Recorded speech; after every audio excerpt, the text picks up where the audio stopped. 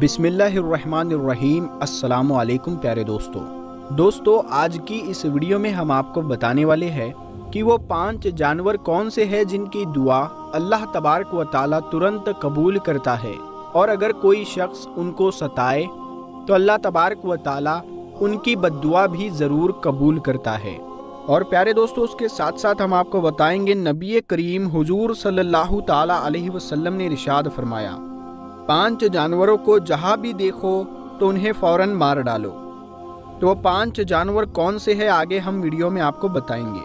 دوستو، تو ویڈیو بہت ہی پیاری ہونے والی ہے، آپ لوگوں سے دل سے گزارش ہے بس آپ اس ویڈیو کو آخر تک دیکھتے رہیے۔ مسلم شریف کی حدیث میں کچھ جانوروں کو فاسق کہا گیا ہے، اور حضور پاک صلی اللہ تعالیٰ علیہ وسلم نے 5 جانوروں کو مارنے کا حکم فرمایا ہے۔ نمبر 1، کاٹ کھانے والا کتا۔ دوستو، حضور پاک صلی اللہ تعالیٰ علیہ وسلم نے فرمایا کہ ایسا کتا جو پاگل ہو چکا ہو یا پھر لوگوں کو کاٹتا ہو تو ایسے کتے کو مار دینا چاہیے۔ نمبر 2، بچھو۔ دوستو، حضور پاک صلی اللہ تعالیٰ علیہ وسلم نے فرمایا کہ بچھو ایک زہریلا جانور ہے اور اس کے کاٹنے سے انسان کی موت تک ہو جاتی ہے، اسی لیے بچھو کو مارنے کا حکم ہمارے نبی حضور پاک صلی اللہ تعالیٰ علیہ وسلم نے دیا ہے۔ نمبر 3، گرگٹ۔ دوستو، گرگٹ ایک ایسا جانور ہے جو چھپکلی کی ہی نسل سے ہے، جس نے اس آگ کو جلانے کے لیے پھونک ماری تھی جس میں حضرت ابراہیم علیہ السلام کو نمرود نے ڈالا تھا۔ اسی لیے چھپکلی ہو یا گرگٹ، جہاں بھی دیکھو اسے مار دینا چاہیے۔ نمبر 4، سانپ۔ دوستو، ہمارے پیارے نبی حضور صلی اللہ تعالیٰ علیہ وسلم نے ارشاد فرمایا کہ سانپ بھی انسانوں کو نقصان پہنچانے والا ایک جانور ہے، اسی لیے سانپ کو بھی مارنے کا حکم ہے، کیونکہ اگر وہ آپ کو تکلیف دیتا ہے تو اس سے پہلے آپ اسے مار سکتے ہیں۔ نمبر 5، چوہا۔ دوستو، حدیث پاک میں چوہوں کو بھی مارنے کے لیے ہمارے نبی حضور صلی اللہ تعالیٰ علیہ وسلم نے حکم دیا ہے، اسی لیے دوستو چوہوں کو بھی مارنے میں کوئی حرج نہیں ہے۔ دوستو، اب ہم بات کرتے ہیں ایسے کون سے جانور ہیں جن کو نہ مارنے کے لیے ہمارے پیارے آقا حضور پاک صلی اللہ تعالیٰ علیہ وسلم نے فرمایا ہے کہ ان جانوروں کو نہیں مارنا چاہیے۔ نمبر 1، مینڈھک۔ دوستو، ایک ایسا جانور ہے جسے مینڈھک کہا جاتا ہے، اس نے اس آگ کو بجھانے کی کوشش کی تھی جس میں حضرت ابراہیم علیہ السلام کو ڈالا گیا تھا، اسی لیے مینڈھک کو نہیں مارنا چاہیے۔ نمبر 2، ہدہد پرندہ۔ دوستو، یہ ایک ایسا پرندہ ہے کہ جس نے اپنی چونچ میں پانی بھر کر اس آگ کو بجھانے کی کوشش کی جس میں نمرود نے حضرت ابراہیم علیہ السلام کو ڈالا تھا۔ تو یہ ہدہد پرندہ اپنی چونچ میں پانی لے کر اس آگ کو بجھانا چاہتا تھا، اور وہ اپنی چونچ میں پانی لے کر اس آگ کو بجھانے کی کوشش کر رہا تھا، حضرت ابراہیم علیہ السلام کو کوئی نقصان نہ پہنچے، اسی لیے وہ یہ کوشش کر رہا تھا، تو اسی لیے اس کو بھی نہیں مارنا چاہیے۔ نمبر 3، ٹڈی۔ دوستو، ٹڈی اللہ پاک کا لشکر ہے، اور اس کے سینے پر یہ لکھا ہوا ہوتا ہے جس کا ترجمہ ہے کہ ہم اللہ کا عظیم لشکر ہے، اسی لیے دوستو ٹڈی کو بھی نہیں مارنا چاہیے۔ پیارے دوستو، حضرت سلیمان علیہ السلام اللہ تبارک و تعالیٰ کے وہ نیک نبی ہے جو کہ حضرت داؤد علیہ السلام کے بیٹے ہیں۔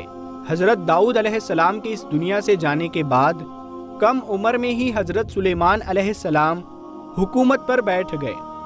حضرت سلیمان علیہ السلام کا خاندان حضرت ابراہیم علیہ السلام تک پہنچ جاتا ہے، اور اللہ تبارک و تعالیٰ نے حضرت سلیمان علیہ السلام کو بہت سے معجزات دیے تھے، جن میں سے کچھ ایک یہ ہے۔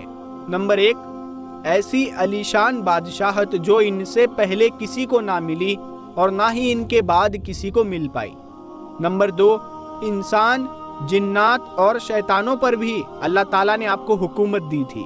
نمبر 3، ہوا پر بھی اللہ تعالیٰ نے حضرت سلیمان علیہ السلام کو حکومت دی تھی۔ حضرت سلیمان علیہ السلام اگر اپنے تخت پر بیٹھ کر ہوا میں اڑتے تو 1 مہینے کا سفر صبح سے شام تک میں ہی یعنی دن بھر میں ہی طے کر لیتے۔ نمبر 4، ان کے لیے पिघले हुए तांबे का नाला बहा दिया गया था।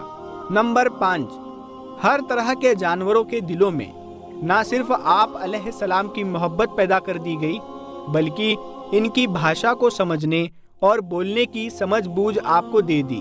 प्यारे दोस्तों, हजरत सुलेमान अलैहिस्सलाम फरमाते हैं कि जानवरों और परिंदों में से कुछ जानवर और परिंदे ऐसे हैं जिनकी दुआ फौरन अल्लाह तबारक व ताला कबूल करता है, और अगर कोई इंसान इनको नाहक सताए तो अल्लाह तबारक व ताला इनकी बद्दुआ भी तुरंत कबूल कर लेता है। और हजरत सुलेमान अलैहिस्सलाम फरमाते हैं कि मैंने इन 5 जानवरों की बद्दुआ लगते हुए बहुत से लोगों को देखा है, यानी इन जानवरों की बद्दुआ से बहुत से लोगों को तबाह बर्बाद होते हुए देखा है।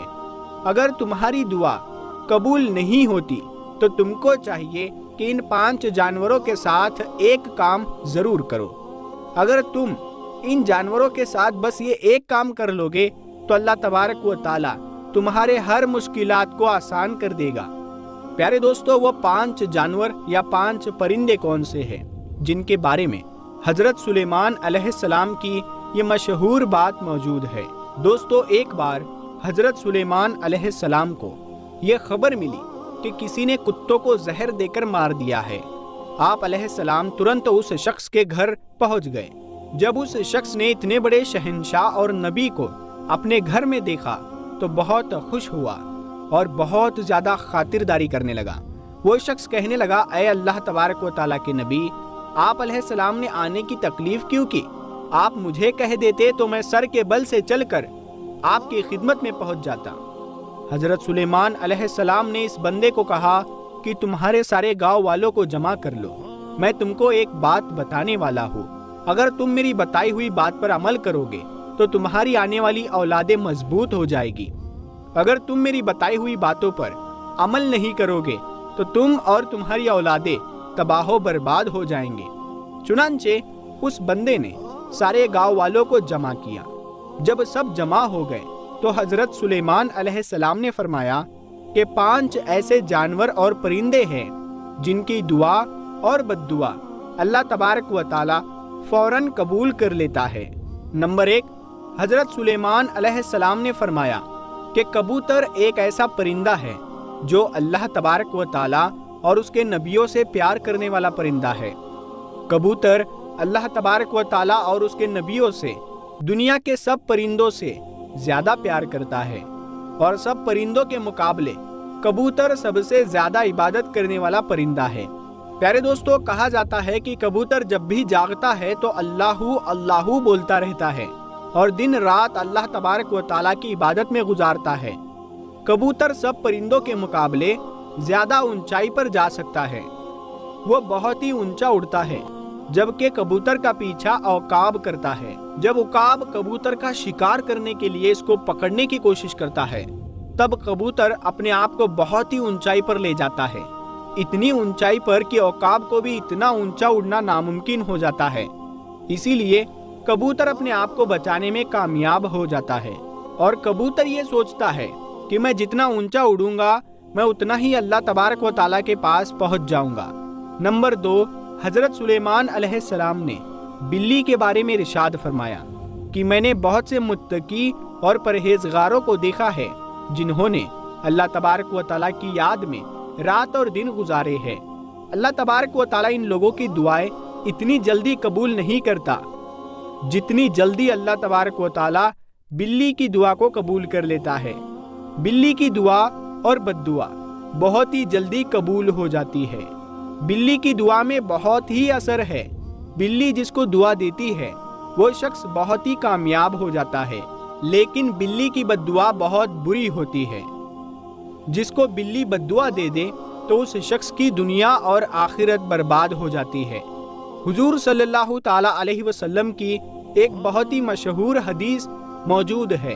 वो फरमाते हैं कि मैंने एक ऐसी औरत को जहन्नम के दर्दनाक आजाब में देखा कि जिसने बिल्ली को इस तरह घर में कैद करके बांध दिया था कि वो भूखी प्यासी रही, और जिसकी वजह से वो बिल्ली तड़प कर मर गई। यानी कि बिल्ली को इस तरह से घर में रखना कि इसको कुछ खाने पीने को भी ना दिया जाए और ना ही वो खुद کچھ کھا پی سکے تو ایسے شخص کا ٹھکانہ صرف جہنم ہی ہوگا۔ نمبر 3، پھر حضرت سلیمان علیہ السلام نے فرمایا، چڑیا ایک ایسا پرندہ ہے جس کو اللہ تبارک و تعالیٰ نے بہت ہی پسند فرمایا ہے، اور حضرت سلیمان علیہ السلام نے چڑیا کے بارے میں 3 خاصیت بتائی ہے۔ نمبر 1 کہ چڑیا جب صبح اٹھتی ہے تو سب سے پہلے اللہ تبارک و تعالیٰ کا نام لیتی ہے۔ نمبر 2، چڑیا بہت ہی معصوم پرندہ ہے، ان میں تھوڑی سی بھی چالاکی نہیں پائی جاتی۔ نمبر 4، چڑیا اللہ تبارک و تعالیٰ پر بہت ہی بھروسہ کرتی ہے، چڑیوں کو جہاں پر بھی کھانے پینے کو ملے وہ کھا کر چلی جاتی ہے اور دوسرے دن کے لیے کچھ بھی جمع کر کے نہیں لے جاتی۔ چڑیا اللہ تبارک و تعالیٰ پر بہت ہی زیادہ بھروسہ کرتی ہے، ان کا یقین ہے کہ جو مجھے صبح زندگی دے گا وہ مجھے کھانا بھی ضرور عطا فرمائے گا، اور اللہ تبارک و تعالیٰ ہمارے لیے کافی ہے، ہمیں کچھ بھی جمع کرنے کی کیا ضرورت ہے۔ نمبر 4، حضرت سلیمان علیہ السلام فرماتے ہیں کہ لوگوں کا کہنا ہے کہ کتا ایک ناپاک جانور ہے، اس وجہ سے لوگ کتے کو مارتے ہیں، اور یہ لوگ سوچتے ہیں کہ کتے کو مارنے سے گناہ نہیں ملتا، حالانکہ اتہاس میں بہت سے ایسے واقعات گزرے ہیں جس میں لوگوں نے کتے کو دکھ دیا تو کتے کی بددعا سے اللہ تبارک و تعالیٰ نے ان کو تباہ و برباد کر دیا ہے۔ اللہ تبارک و تعالیٰ نے کتے کو مارنے والوں کو جہنم میں ڈال دیا، اور جن لوگوں نے کتے سے پیار کیا تو اللہ تبارک و تعالیٰ نے ان گنہگار لوگوں کو بخش بھی دیا ہے۔ کتے سے پیار کرنے کی وجہ سے ان کو جنت میں داخل کر دیا۔ قرآن پاک میں بھی کتوں کا ذکر آیا ہے، جس طرح کہ قرآن پاک میں اصحاب کہف کے کتے کا ذکر آیا ہے جو اللہ تبارک و تعالیٰ کے ولیوں سے محبت کرنے کی وجہ سے جنت میں جائے گا۔ پیارے دوستو، اسی طرح کتے کا تھوک ناپاک ہے، کتے کو ہاتھ لگانے سے بندے کا وضو نہیں ٹوٹتا، مگر کتے کو گھر میں رکھنا حرام ہے، کیونکہ کتے فرشتوں کو دیکھ کر بھونکتے ہیں۔ یہی وجہ ہے کہ جس گھر میں کتے ہوتے ہیں اس گھر میں رحمت کے فرشتے نہیں آتے۔ لیکن انسان کھیتی باڑی کی حفاظت اور جانوروں کی حفاظت کے لیے گھر سے الگ کسی جگہ پر کتا رکھ سکتا ہے، البتہ گھر کے اندر نہیں رکھ سکتا۔ تو پیارے دوستو، ہمیں یہ حکم بھی ہے کہ اگر کتا پاگل ہو چکا ہے اور وہ بہت ہی کالا ہے، بہت ہی لوگوں کو نقصان پہنچا رہا ہے، تو ایسے پاگل کتے کو مارنے کا بھی حکم ہے۔ حضرت سلیمان علیہ السلام فرماتے ہیں کہ لوگ چونٹی کو ایک معمولی سا جانور سمجھتے ہیں، ان کو پیر سے کچل دیتے ہیں، ان لوگوں کے لیے چونٹیوں کو مارنا ایک عام سا کھیل ہوتا ہے، لیکن اگر وہ چونٹی کی اصلیت کو جان جائے تو بھول کر بھی چونٹی کو نقصان نہیں پہنچائیں گے۔ قرآن شریف میں سورۃ النمل، اس کی جو ساری کی ساری جو یہ سورت جو ہے یہ چونٹیوں کے بارے میں ہے۔ قرآن پاک میں واقعہ بیان ہوتا ہے، حضرت سلیمان علیہ السلام اللہ تبارک و تعالیٰ کے نبی تھے، اللہ تبارک و تعالیٰ نے پوری دنیا کی حکومت انہیں عطا فرمائی تھی۔